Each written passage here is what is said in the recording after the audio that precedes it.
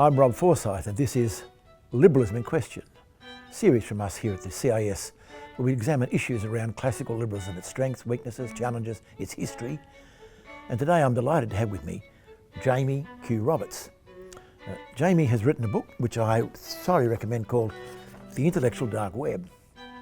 It's about the movement of ideas in the last 10 years or so that have really challenged the status quo and today you might even say are in the ascendancy. Welcome, Jamie. Thank you very much for having me. Now, when I first read this, I thought it was about the literal dark web. It's not. It's about a movement of ideas and speakers.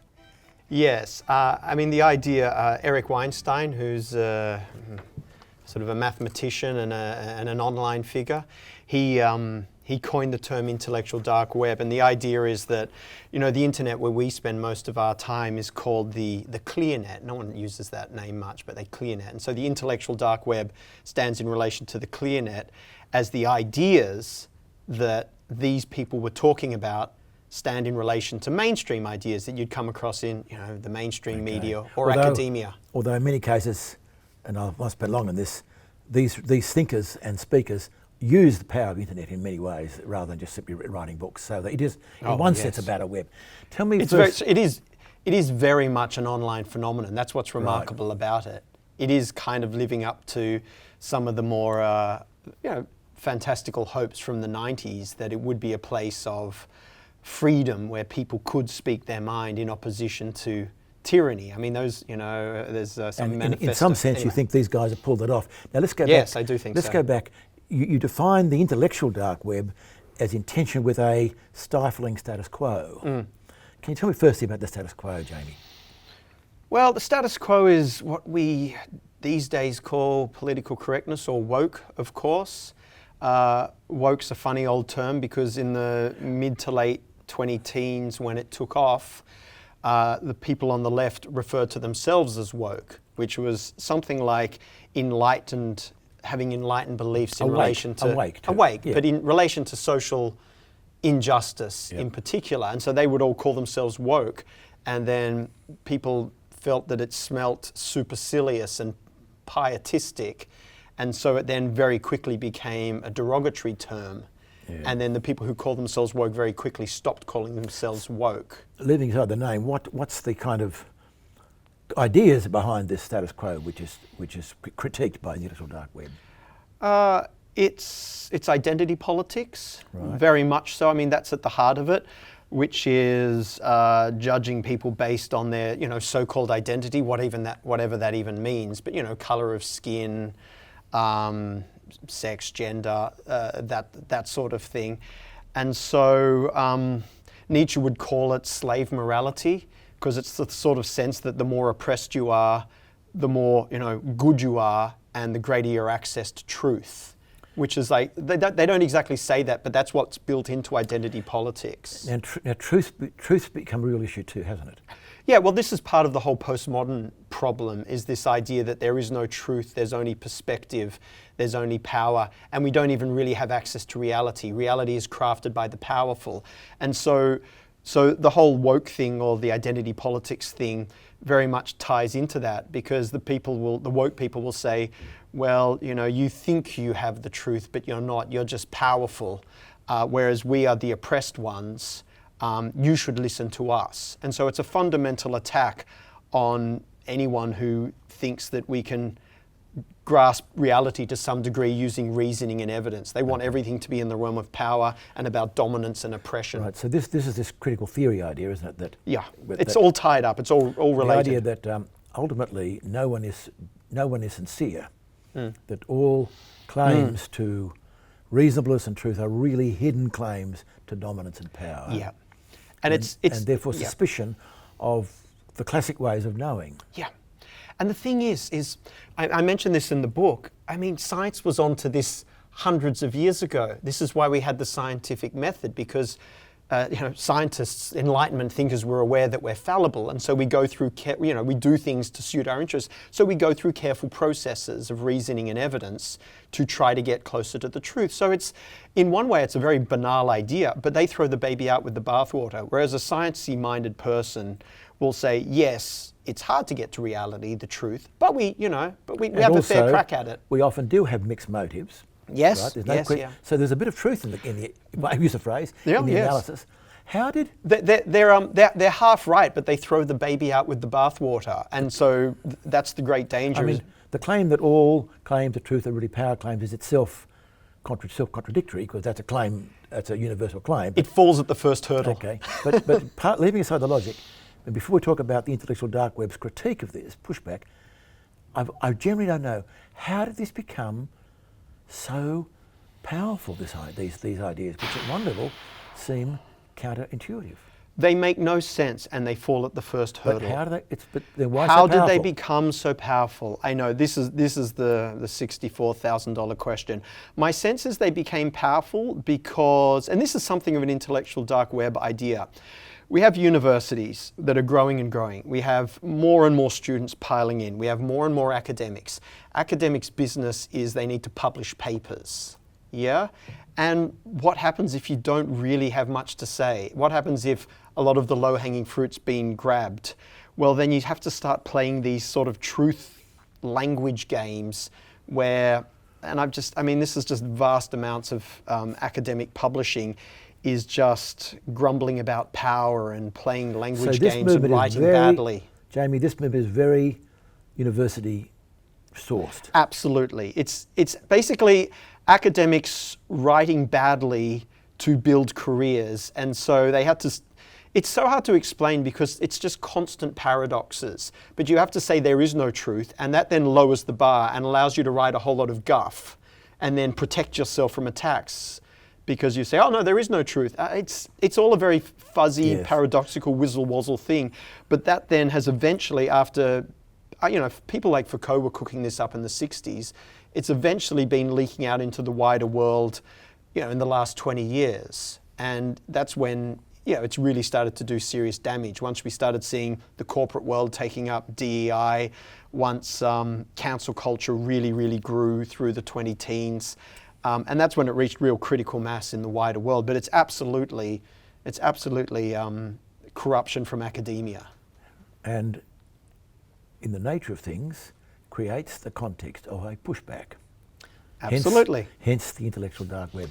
Tell me a little about some of the views of this intellectual dark web, as you call it. Yeah. Well, just to keep riffing on the postmodern and the science thing, it's basically epistemologically at the heart. It's a just sort of common sense, pursuing truth using reasoning and evidence movement. In other words, about how we know. Yeah, it's fundamentally about how we know, and it's a pushback against the vague, weird paradoxes of postmodernism or post-structuralism. And it's also fundamental. The thing is, with all the postmodernist woke stuff, it needs to silence speech, because even as you did just before, it falls at the first hurdle when you start subjecting these ideas to reasoning and evidence. So postmodernism only works when you say, oh, you're powerful, you can't speak. It's a completely different paradigm for organizing knowledge. The powerful cannot speak. And so the intellectual dark web, the internet, it's people like I know, you can't really speak on the university campus. You're punished. I've been dealing with this for over 20 years. You are actually lecturing in yes, international government, international relations at a major university. Yeah, politics, international relations. So it's an epistemological movement, and it's also just a free speech movement, because the two go hand in hand. We want to talk about ideas. We want to use reasoning and evidence and good faith, open discussion to try to solve the problems of the world. And the whole postmodern woke, whatever you want to call it, thing does not want that, because frankly it's corrupt power and it's trying to protect itself. Now, I may not know them, I may know some, but my audience may know more. Give me some of the names of people that you deal with in your book. Your book's full of, I think, fascinating quotes. It's almost saves you having to read them yourself. It's all here for you. That's the point. The aim of the book was to just draw it all together in an accessible... Well, you've achieved that for me. I feel more enlightened than I did before I read it. Tell me about some of the names. Joe Rogan. Right. Joe Rogan's the godfather. So, everyone knows the Joe Rogan podcast. Yes, he's got these disgusting long 3-hour podcasts. Yeah, they're delightful. Amazing. Who would have thought? You settle into a long drive. But Joe Rogan's the godfather, really, because he had a lot of these key figures on his podcast. So this is an American podcaster? An American podcaster, just a guy who started out sitting around shooting the breeze with his friends, but because he's a kind of an everyday curious guy, and he is sharp. People like to say he's stupid. He's not. He's got a lot of questions. He asks the questions that everyone wants to ask, and then he brings on these figures. Back in the day, all sorts of figures, but intellectuals, academics, like Jordan Peterson. Yep. So Jordan Peterson is the most significant figure, really, in the intellectual dark web. A lot of the key ideas he was talking about, and then there's other figures like Eric Weinstein, who I mentioned. He's sort of the mad professor mathematician. He's had a podcast too. Sam Harris is he's a left wing.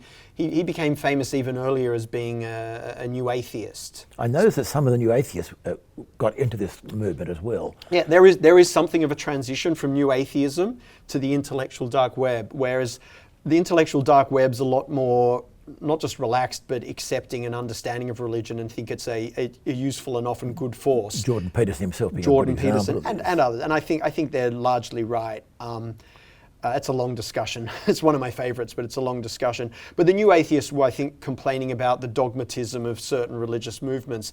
And the thing is, the whole woke thing basically became like a new religion. So it made a lot of sense for all the kind of reasoning and evidence approach and ire that was directed at There is something ironic about calling new atheists attacking other dogma texts, but I know what you mean. Well, then they become dogmatic and you start But nonetheless, thinking... people concerned for objectivity, for scientific truth being important, challenging. I mean, you mentioned in the book that famous BBC interview with Jordan Peterson and Cathy Newman, which was that one of those moments. That's the moment.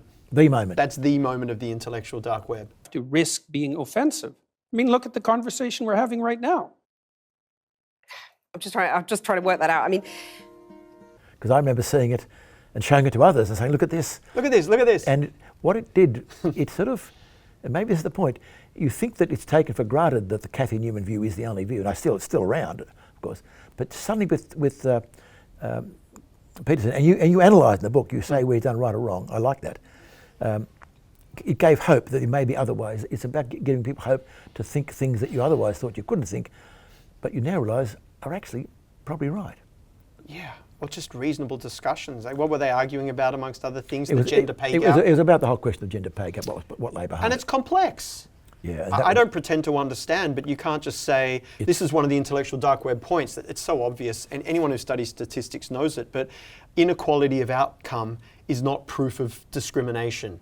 Like, it just isn't. Like, there could be any number of causes. Sometimes it can be discrimination, but it's not proof of discrimination. You need to much deeper, multivariate analysis, and it's hard. And that's what Peterson's saying. Now, there are some other, the intellectual dark web is a very broad movement. I can't say broad church, but that's probably not quite the word. Very broad movement of people, some of whom are okay, and some think they're a bit of wacko too. Is that true? Yeah, I mean, I go through them all in my head, and I talk about them with friends, and I sort of think, well, has he or she lost it? I mean, are they a little wacko? I mean, you mentioned Robert Kennedy and Elon Musk being associated with it. Yeah, look, RFK, I don't know if I'd throw him in or not, but he has something of a flavour. He's been on Rogan. He's not in the book. Actually, no, he's in the new preface. But yeah, he's a late comer, but maybe you could throw him in. Elon Musk, certainly. Without question, Elon Musk is a very central figure in the intellectual dark web. It's interesting because Elon Musk was for a while associated with the left view. Yeah, he was left, centre left. And now he's so right they won't buy his cars. Unless the thing is, the left and right are shifting to a degree. Maybe not in Australia. Maybe the left is still, like the Labor Party, is still quite tied to workers. But in America, it's not clear what's going on with the left and right, which is one of the interesting things about our moment. One of the issues you make, that the left failed. The left had a chance to push back against the whole critical theory view of the world. Yes, but it was failed to do it. Is that what you're... Yeah. So it's been Helen Pluckrose is one of the figures in the intellectual dark web, and she was on a podcast, Rebel Wisdom, which doesn't have many views at all, but she spoke so well then. And she Can you explain why she's famous? Helen Pluckrose was part of the grievance study affair. Yes. So her, Peter Boghossian and James Lindsay wrote wrote fake academic papers to try to reveal how ridiculous academic publishing in the arts and social sciences So they mimicked these kind of thing, and what happened? Yeah, they published a whole bunch of papers.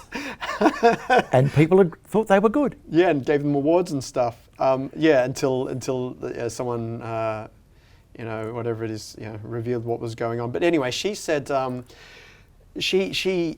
this particular podcast, not well known, that she was on back in the day, was titled "Fighting Postmodernism from the Left," and it's such an obvious and straightforward point.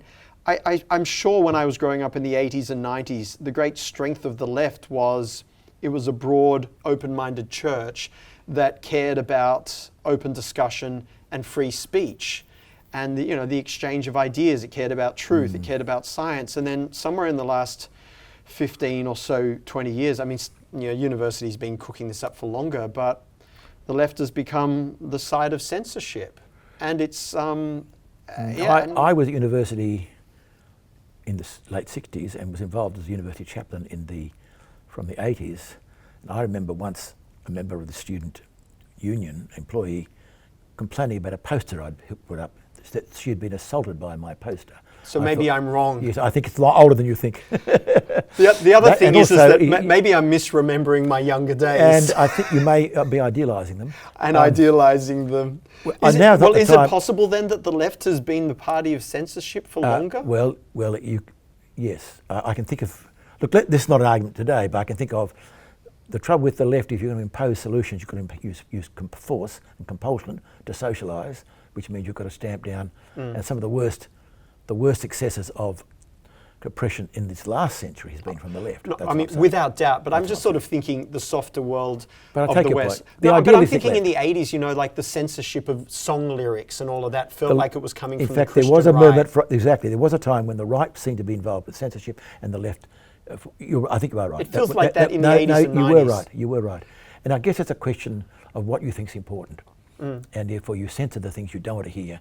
And so if you think sex is purely a matter of no significant moral importance, you say we mustn't have censorship. But if you think that certain political points of view are crucial, or race views are crucial, then you censor it. Yeah, it's tricky, isn't it? I mean, there's a whole range of people who've been writing, and there are also strengths. But you also mentioned the weaknesses of this movement.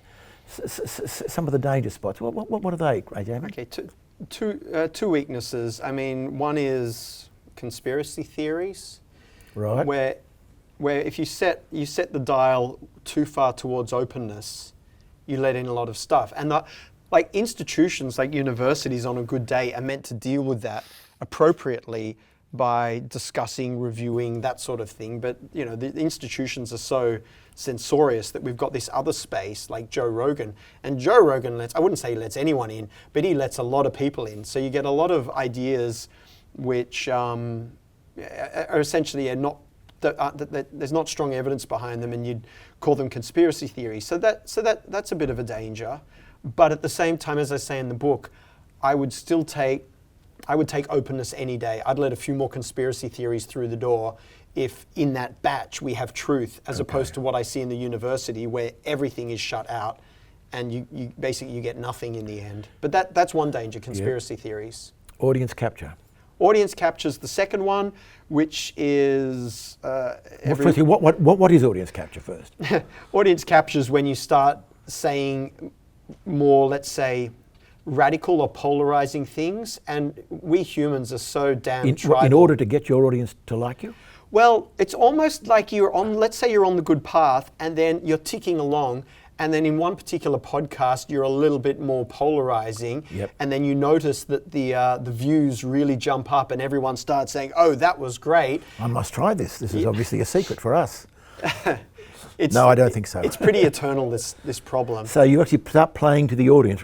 Well, because you I mean, you want money and status, and especially if you're dealing with someone who's lost their job in academia or is struggling to make money, and then suddenly the great cash door opens. So extremism can be rewarded, what you're saying, in language or in ideas. Yeah, and maybe even extremism is a strong word, but just polarization. And I mean, I feel this in myself very strongly. Like for a long time, I considered myself on the left, and the whole idea, even in the intellectual dark web, is the left should get its house in order. So I'm like, right, you are.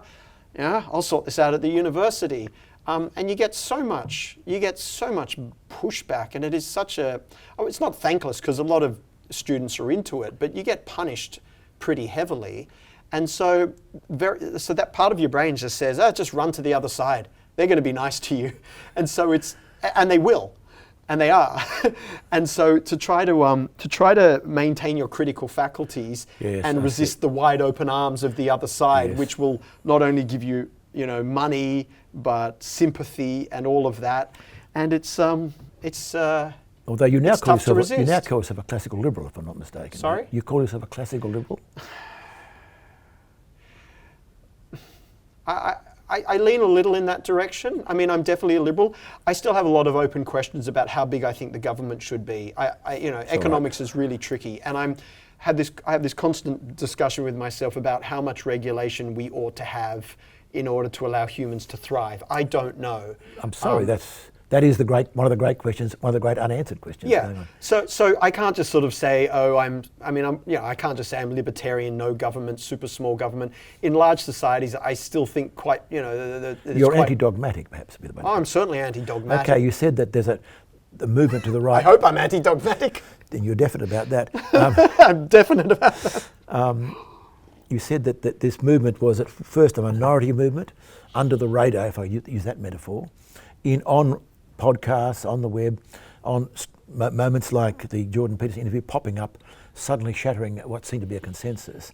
Now today, the time of interviewing, we were recording this in early or mid 2025. There's been a revolution in the leadership of the United States of America. Has that been a win for the dark web?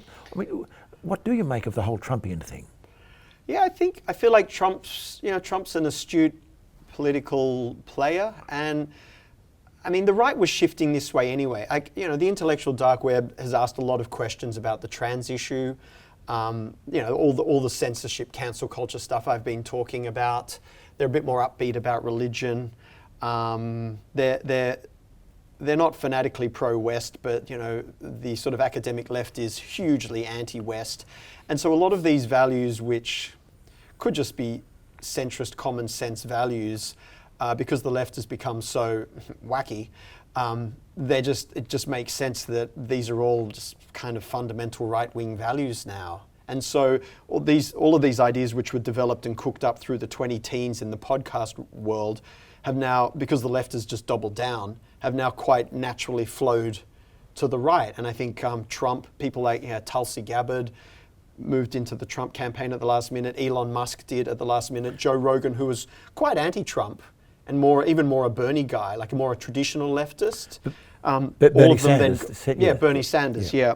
And I have sympathies for it. He at least is concerned about class and like material things, which is what I think the left should be concerned about, not these crazy ideological ideas. So for a while, a lot of the figures were in that space, but I guess the left doubled down, became more woke, basically. And especially even as this bled into the corporate world. Traditionally, the left and the corporate world are not friends.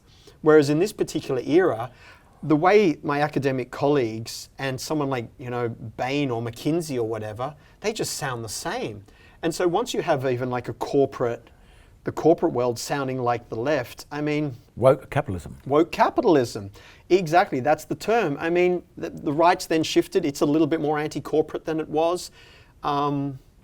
These ideas have just flowed straight into a kind of center-right platform. And Trump, I think, has capitalized upon it. And it's the zeitgeist.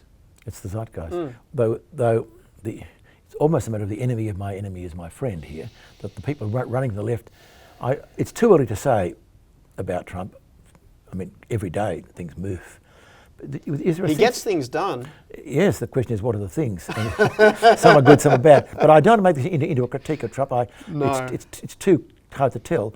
But there is a sense in which his initial energy, and it may change in a few years' time. He may overreach. Who knows what might? There may be a pushback.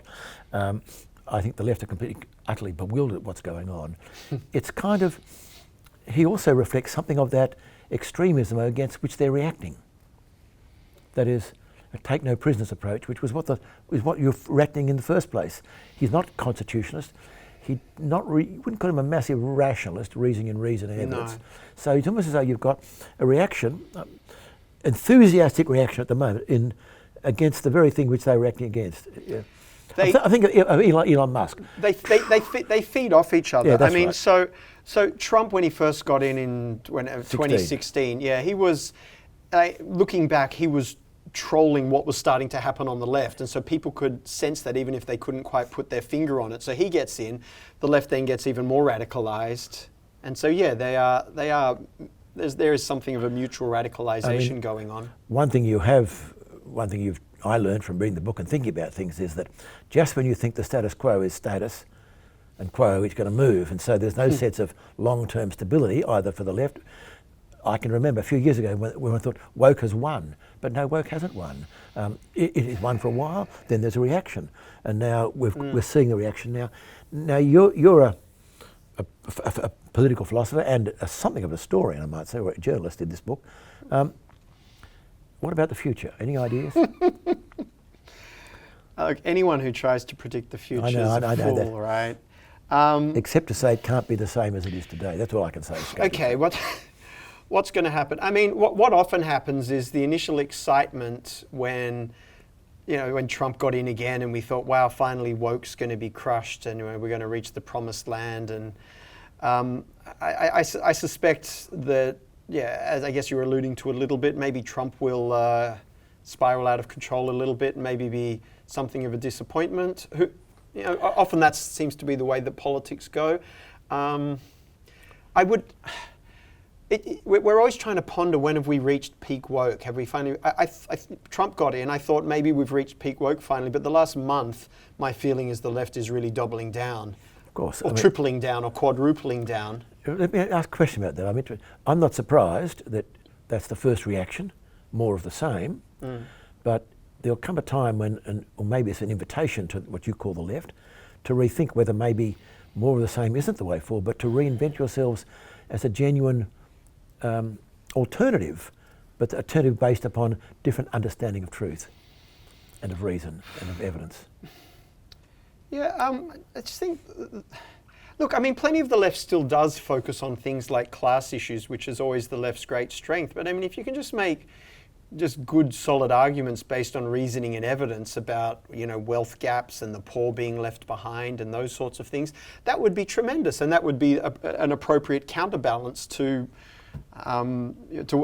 whatever the other forces are. But so long as the left remains focused on kind of made-up identity politics and creating problems which don't even really exist, that's or just refusing to even consider causes of problems. Like, one of the things I talk about in the book, it's with whole race relations in America, the idea that it is just racism in one form or another which is causing the problems, as opposed to, or along with that, considering that perhaps there are cultural issues as well, which are possibly or quite likely even caused by the traditions of slavery. But it just makes it more complicated. It's like, if you want to solve problems, you have to look at the totality of the problem. You can't just play shallow identity politics games. And obviously the trans thing will continue to polarize, for various reasons. And so, I mean, so long as the left is not trying to build its strength in reasoning and evidence, and I mean, look, it does some of the time, but yeah. Well,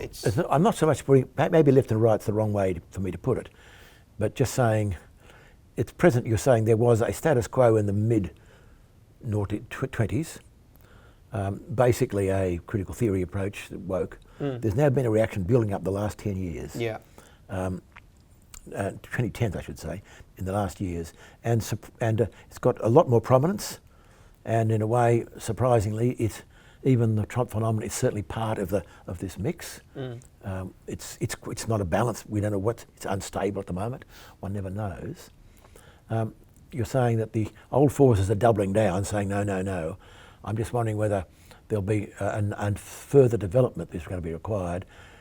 People attacking Trump for not telling the truth implies a concept of truth, right? Yes. It's going to go back. Now, we don't know, but I just wonder whether things that are blatantly untenable tenable in the long run won't survive. No, It's they won't. It's probably why I call myself a classical liberal. I think the truth will out, if I may say so. Oh, it will. In the end, it just may be a long time before I the say that in end. my preface. Right. I say, yeah, that's like the very first thing that I write in like my summary of the intellectual dark web here. It's like, yeah, the truth will out. The marketplace of ideas will still ultimately win. It just takes time. And how much damage is done along the way in the volatility. Now, you are actually teaching at a university. Yes. And you found it hard yourself to survive these pressures. You're not just writing intellectually in this book, you're writing about some of your own personal... The whole thing is... I dare not say your own personal your own truth, but I mean your own personal issues. Well, look, this is the question of lived experience, and the right often makes fun of the left for talking about lived experience. Let's be honest, it all begins with lived experience. You have experiences, you have a hunch, you think you start identifying patterns, you talk to others, you do experiments, you write books, whatever. So it does all begin with lived experience. But yeah, I mean, a lot of this book is in a sense autobiographical, because I've been battling this stuff, as I often say, quite badly since 2002. And somehow I managed to make it through to academic. But even now, whenever the taboos are very palpable, and whenever I stray into any of these areas that I talk about in the book, which I feel absolutely compelled to, because this is the zeitgeist, this is what our times are about. So if I'm an academic, I should really be hammering these ideas out with my students. But to even mention them is, you get denounced by the students, your colleagues come for you in one way or another. So it's an emotionally very challenging environment. And I mean, life's challenging already with family and whatnot. Sure. And then at work, I can feel it when you step in, you say the word. If I start talking about cancel culture, freedom of speech, I'll do a lecture on it. I'll show some examples, and you can predict it. Then the student feedback comes back. Jamie's a transphobe, a misogynist. The name calling begins. Why is he allowed to teach here? Which is quite, and he says there are things he can't say. He shouldn't be allowed to teach here. It's quite ironic, and then your courses get marked down, and then the people up the top are like, why are your courses performing badly? And then you're thinking, well, because I'm critiquing the very ideologies that you uphold. There's still, what you're facing is the concept of genuine open inquiry. It's not there at the which unis. In the old, you would have thought that's what's missing. It's not there. Now, if you're right, there has been this movement, and who knows where it will go. But if you're right, then if we got back together again in 5 years' time, God willing, and we sat there both a lot older, me a lot older certainly. I'll probably be older too. You will be, 5 years. It's likely. I would really like to believe that situation would have changed. I don't know how the to the unis credit are of the going to universities. change. I don't know how they're going to change, because so many careers have been built on this. I see it with the students. I see this. I mean, it's a cliched word to use, but the students are groomed in the sense that they are trained. It's like you have to be anti-West, anti-man. You have to have this strange postmodern kind of paradox stuff going on. Even when I get honors students and they're they've basically been groomed, and the whole thesis is just like, West is bad, conspiracy, West is bad, and I'm saying, great, okay, but where's the evidence? Okay, who's being silenced? Okay, so what are they saying? What are their good ideas that are being silenced? Like, weigh it up, and it's just, there's no weighing, there's not much evidence. It's so the students are groomed and rewarded for saying it. The academics have built whole careers on it. So you start pulling even the most basic threads, and I don't know. There's so much invested in, and then there's the whole management machinery, the HR, which is all sort of caught up in this stuff now, and I kind of despair a bit. I don't know. I don't know how the unis are going to turn this one around. It may be turned around for them. Don't worry. In some way, I don't know either, but people like you, courageous, barely, but yes. Yeah, nonetheless, no, courageous. I'm not trying, and bringing it together in this interesting book, bringing it together a whole lot of what other people are saying, I think is a very important step forward. You had trouble getting it published the first time. It's now been published this year. Yeah, And, out again. And Nice and cheap. I'm glad to hear it. They're very, very helpful. So thank you so much for giving me your time, Jamie. I've been speaking with Jamie Q. Roberts, the author of Intellectual Dark Web, A History, Brackets and Possible Future. And we've been discussing the movement against the woke status quo and where it's got to. It's still open, but despite Jamie's pessimism, I'm more hopeful. I think this has been Liberalism in Question. I'm Rob Forsyth. Thank you for watching.